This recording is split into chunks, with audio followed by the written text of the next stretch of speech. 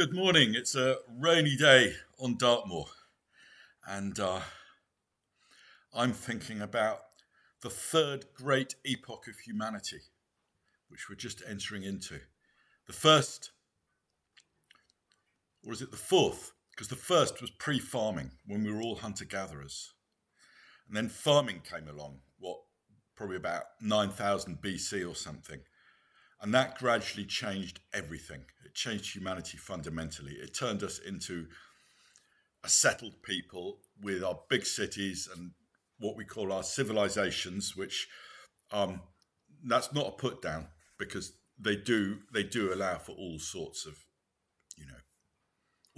possibilities, creative possibilities. I'm only slightly putting it down because we tend to look down on pre-civilized. It tends to be a judgment, and it's not like that. Because there's incredible things within hunter-gatherer, indigenous types of people. Anyway, so farming, the next big change. The next big change after that was the Industrial Revolution. That changed everything. It still hasn't spread entirely throughout the world, but it's almost there.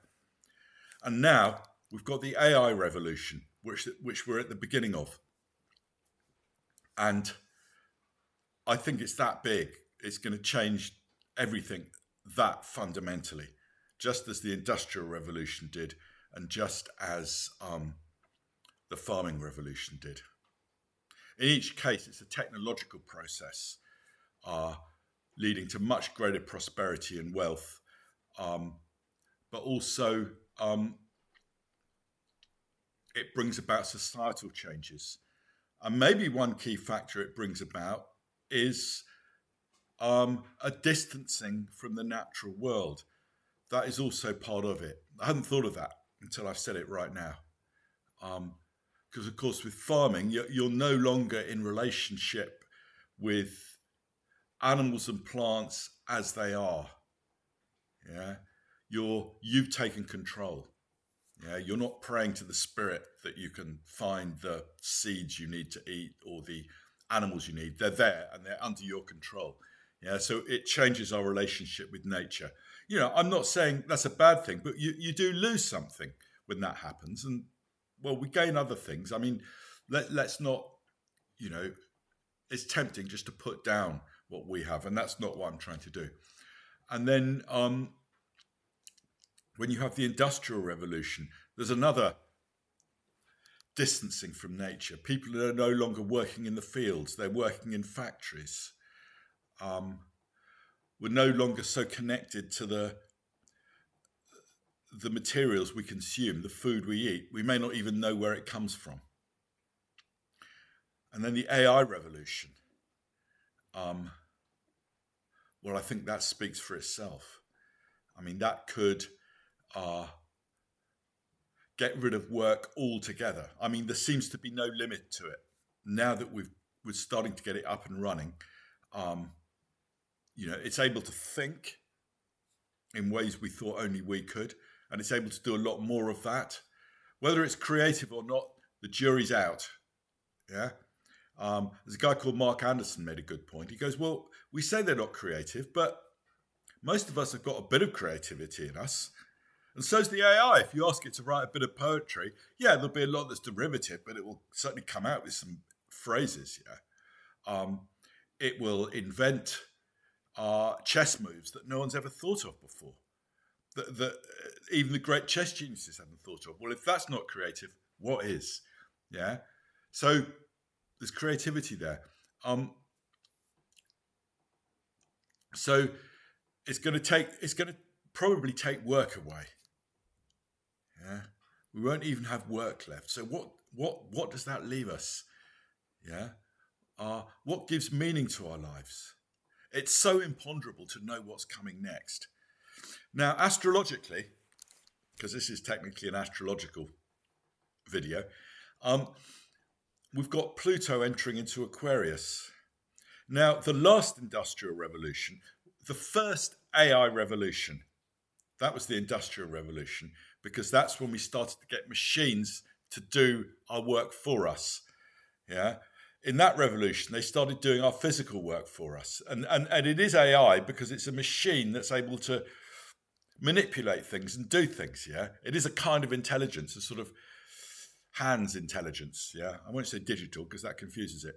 But now it's more a sort of cognitive intelligence. They can not just do our manual things for us, they can do our thinking things for us, and therefore the things that require both thinking and manual.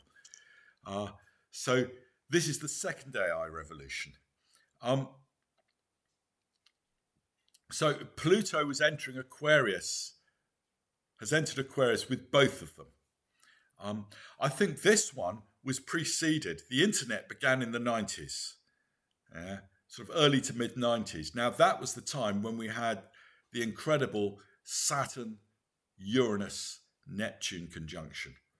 You know, you very occasionally get two outer planets together. We had Uranus, Pluto in the 60s, yeah, and then Uranus, Neptune in the 90s, but with Saturn there as well, a triple conjunction. Saturn isn't technically an outer planet, but when he gets together with them, he really makes them manifest. He makes them that much more powerful because Saturn is the bridge from the realms of spirit, if you like, into this reality. And the realms of spirit are described in three different ways by these outer planets. Uranus is the catalyst. Yeah. Neptune is the dreaming, yeah, of a universe. Because of course this is a dream. It's an ongoing dreaming. Yeah? It's the imagination. And Pluto is the raw power to live and to keep renewing. So it's those three principles that Saturn brings into being. And it was Saturn with Uranus and Neptune. So that was really powerful. And electronic, Uranus, soul, Neptune. That's maybe one way you could look at it. Yeah. Certainly Uranus with those electrics, yeah. And that connecting of us all together.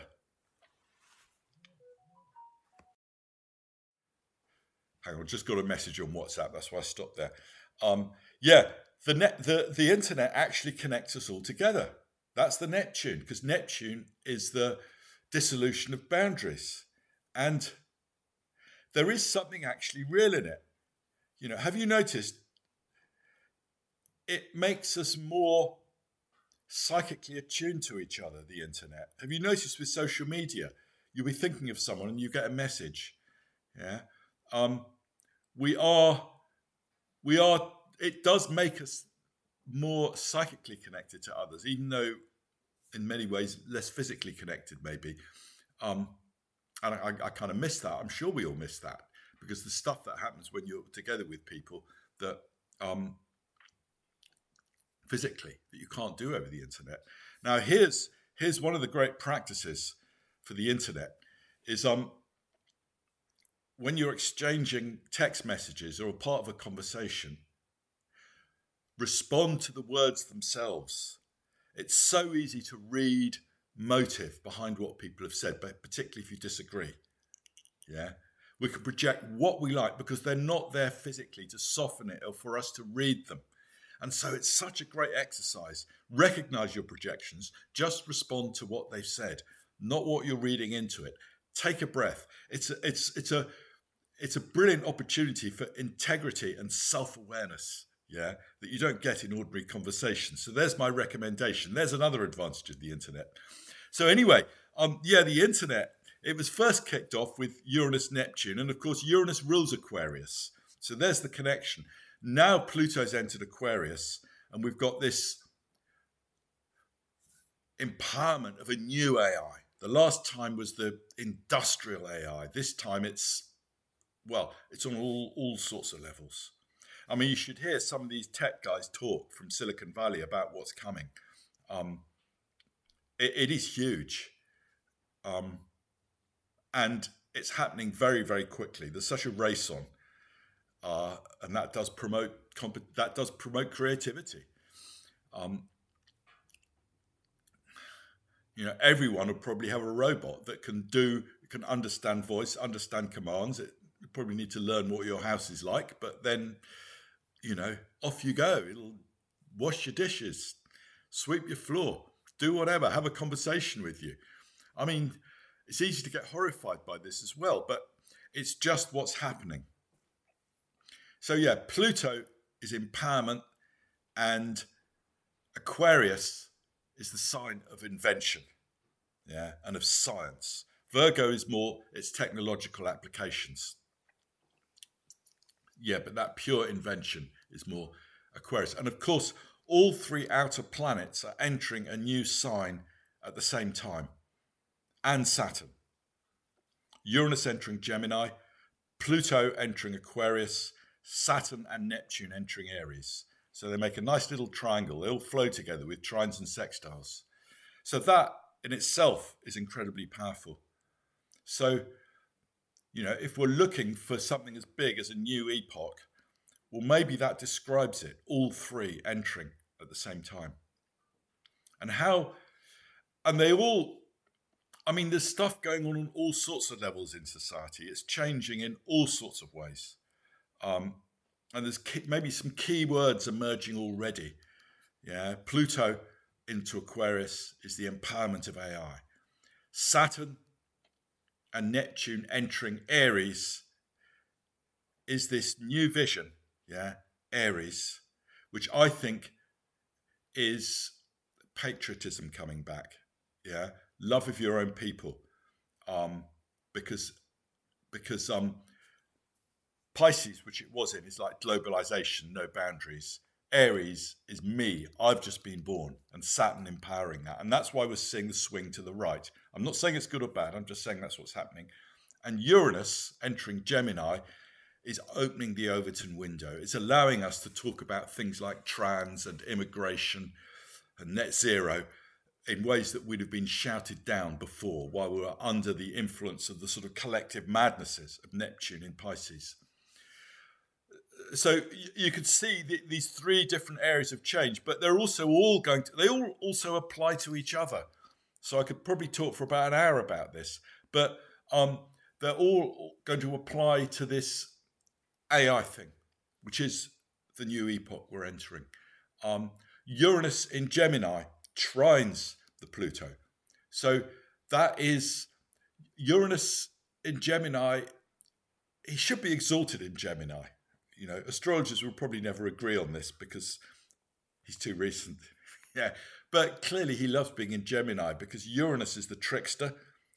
Gemini is the trickster. It works mentally. It brings in new ideas you could never thought of. It brings in paradoxes, truths standing on their heads to attract attention to themselves, etc., etc. And there is a lot of genius going into this AI. There's something new being invented every day. And sooner or later, the AI will take over the inventing. And Saturn, Neptune in Aries, how would that apply?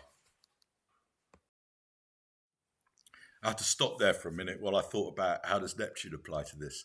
Well, Neptune is the imagination. Yeah. So it's a reimagining of what humanity is. Yeah. It's gonna give us such huge pause for thought. This AI can go as far as you like. Why would it not be an infinite unfoldment? It can keep reinventing. It is kind of mind-boggling. I really don't know where it's going, and we're right at the beginning of it. We're privileged to have been born at this time, the beginning of this huge change, vast changes, maybe the biggest change of all that we're just at the beginning of. And obviously we can stand on the downside and on the fear side, but that's pointless. Yeah, it was inevitable that humanity would end up doing this. That's the point. And so we have to trust it. We have this cognitive, inventive, technological ability. It's innate to us. It's part of our nature. And this is an inevitable unfoldment of it. And so we have to trust it. Of course, there's going to be difficult stuff along the way, but it's going somewhere that it was always meant to go. And so we'll just have to see where it goes. So my two main points are, Don't underestimate the size and magnitude of what we're going through. It's huge. It's this huge new epoch for humanity that we're just entering. We're still largely carrying on in the old way, but it's going to be changing so quickly. That's my first point. And my second point is, do your best to embrace it, because opposing it will go nowhere. It's happening, and it is part of our nature. And it's described, the size of it is indicated by all three outer planets and Saturn all entering new signs at the same time, which is big. And each of them, as we saw, the qualities of the sign they're entering and the nature of that outer planet contributes to the description of this era, this epoch that we're just entering.